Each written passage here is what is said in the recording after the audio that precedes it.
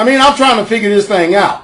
I need you to help me to understand what in the world is going on. I mean, if there's supposed to be a difference between the Democrats and the Republican rats, are you following me? Somebody needs to explain it to me, because I'm having a rough time understanding this thing.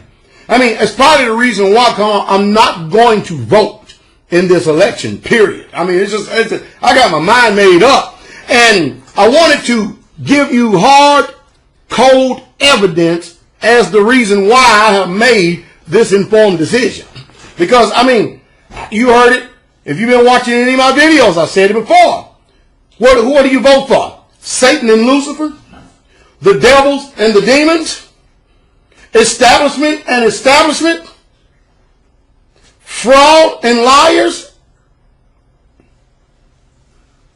Which one? Somebody is going to have to help me out, because, like I said, I got a trash can right here. You take this thing, throw some trash inside of this thing, you shake it up and you turn it upside down, you know what you got coming out of it? Trash. They're all rats.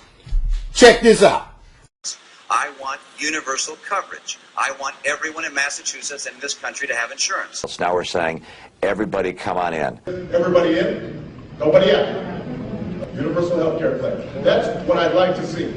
We're also going to make sure people can't be denied on the basis of pre-existing illness. It will be against the law for insurance companies to deny you coverage because of a pre-existing condition. For those people who are low income and can't afford insurance, we need to make sure that all people, not just corporations, can deduct on a tax basis the cost of their premiums. Now, for those individuals and small businesses who still can't afford the lower priced insurance available in the exchange, we'll provide tax credits. Individuals will be required to carry basic health insurance, just as most states require you to carry auto insurance. And if you don't want to buy insurance, then you have to help pay for the cost of the state picking up your bill, because under federal law, if someone doesn't have insurance, then we have to care for them in the hospitals, give them free care. So we said no more free riders. And you can't be a free rider on everybody else. You can't not have health insurance, then go to the emergency room. And, you know, we took that on in Massachusetts. We decided we wanted to get everybody insured. We've done that. I understand that the president considers his plan in some respects following the model of Massachusetts. Let's learn from our experience. In fact, I agree with Mitt Romney, who recently said he's proud of what he accomplished on health care. I support background checks for people who are going into a store or whatever and buying a weapon. I want them to have a background check to make sure. But you stand by your support of the Brady to make sure that the crazies don't buy guns. Because we can make certain that those who are mentally deranged are not getting hold of handguns. Law-abiding private United States citizens. Law-abiding gun owners all across America.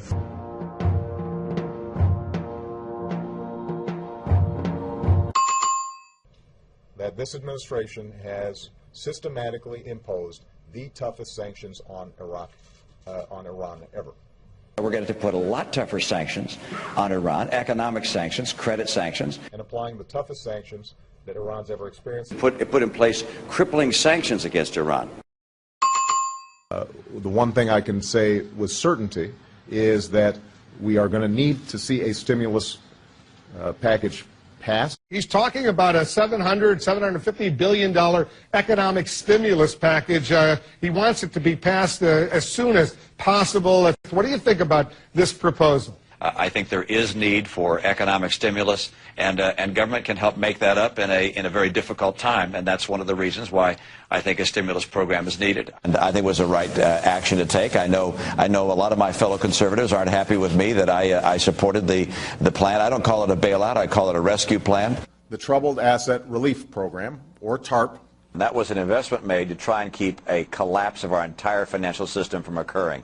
And I think that's the case. I think had Ben Bernanke not pushed for a TARP-type program, we were going to be in a free fall. The TARP program kept that from occurring. So you feel it was well worth it? Well, it was the right thing to do. Okay. These targeted initiatives are right, and they are needed. TARP was the right thing to do. The president ultimately did what I suggested. The president ultimately did what I suggested. President Obama's jobs bill. He wants to create jobs in part by investing lots of money in infrastructure development. Are you with him on that? Well, infrastructure enhancement in this country is a positive way to long-term improve the job prospects in America. We must engage contractors across the nation to create jobs rebuilding our crumbling roads, bridges. And we have thousands and thousands of structurally deficient bridges. We have roads that are in terrible disrepair. But I'm in favor of the line item veto. I exercised it 844 times. Thank heavens we have the line item veto, and I'd like to see it at the federal government level as well. We need it. President Obama says that he has a plan to control government spending, though. It is his version of a line item veto, and the plan would allow a president to strike individual items from the bill, send it back to Congress to get an up or down vote on that. That is why I urge the prompt and favorable consideration of this proposal, and look forward to working with the Congress on this matter in the coming weeks. Signed, Barack Obama, the White House. What kind of job is Ben Bernanke doing right now? The guy's depreciating the dollar. We're seeing this huge inflation of energy prices, including gasoline prices at the pump. What do you think of Ben Bernanke? Well, you know, I think Ben Bernanke is a student of monetary policy. Yeah, but the falling dollar is absolutely crucial to many of the things that ail us. You know, the consumer price index is jumping. People are furious at the rise in gaseline. No question. It's not all Bernanke, but a lot of it's Bernanke. You're saying it. Should the chairman of the Federal Reserve be appointed again? You know, I think he's doing a good job. You do? Yes, I do. He's a pretty skilled expert at dealing with recessions and depressions and studying how you avoid depressions. As an expert on the causes of the Great Depression. And he's done a pretty effective job keeping us from having a total financial meltdown. I'm sure Ben never imagined that he would be part of a team responsible for preventing another. Do you think he should be reappointed? I do. And that is why I am reappointing him to another term as chairman of the Federal Reserve. And I think it's important to have the Fed as an independent agency. I don't think it's good policy for the president or a president-elect to second-guess the Fed, which is an independent body. The National Defense Authorization Act. Announcing a radical new claim of presidential power that is not afforded by the Constitution and that has never been attempted in American history. It gives the military the power to indefinitely detain American citizens, suspected, just suspected, not convicted. President Obama, on New Year's Eve, signed the National Defense Authorization Act. Gee, I wonder why he did it then. Obviously taking a lot of heat for it. It seems to me the Fourth Amendment in this case has really just been thrown out the window. Governor Romney, as president, would you have signed the National Defense Act as written? Yes, I would have, and I do believe that it's appropriate. Well, could you please explain to me why you voted to reauthorize the Patriot Act, which is the worst attack on civil rights of Americans? It's not actually true that the Patriot Act was the worst. Most of the problems that we have had in civil liberties, they were done through executive order by George W. Bush. That's actually how the worst abuses have occurred. That's what happened with Guantanamo. That's what happened with the warrantless wiretaps. That's what's happened with the suspension of habeas corpus. And I will reverse them with a stroke of a pen. Governor Romney, I'll start with you. You have said that the government should wiretap some mosques to keep tabs on Islamic extremists. And make sure that if they're doing that in a mosque, in a school, at a playground, wherever it's being done, we know what's going on. We need to know about that, track them, follow them, and make sure that in every way we can, we know what they're doing and where they're doing it. And if it means we have to go into a mosque to wiretap or a church, then that's exactly where we're going to go. And I hear from time to time people say, hey, wait a second, we have civil liberties we have to worry about. President-elect Obama's pick for Treasury Secretary Timothy Geithner. Governor, do you have second thoughts, even if what are your first thoughts about Geithner? Is he the right guy? Is he still the right guy? Well, you know, when I heard about his announcement, I must admit that I was pleased. He's a person of accomplishment and skill. I think he's a very bright individual. Tim Geithner is as sharp and as skilled a public servant as we have. What's your position on extending this payroll tax cut? Well, I would like to see the payroll tax cut extended.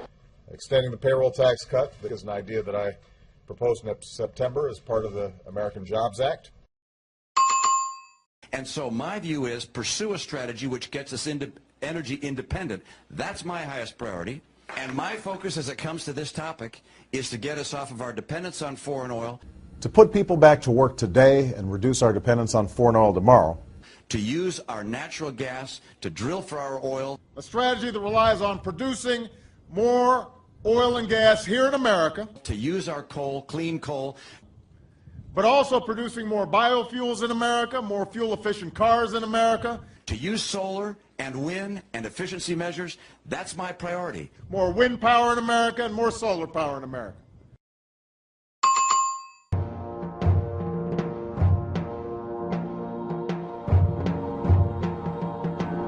Mitt Romney is obviously the choice of the Republican establishment.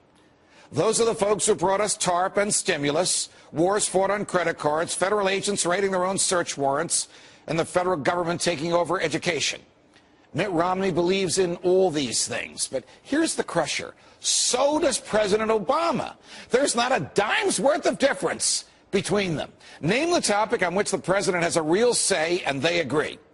Can the government mandate health care? Yes, from both. Should income taxes stay where they are on those who pay the most? Yes, from both. Can the president start a war on his own without a declaration of war from the Congress? Yes, from both. Can the president kill any American he wants? Incredibly, yes, from both. Oh, there is some difference in tone. One of them likes labor unions, and the other one likes big business. But both love big government.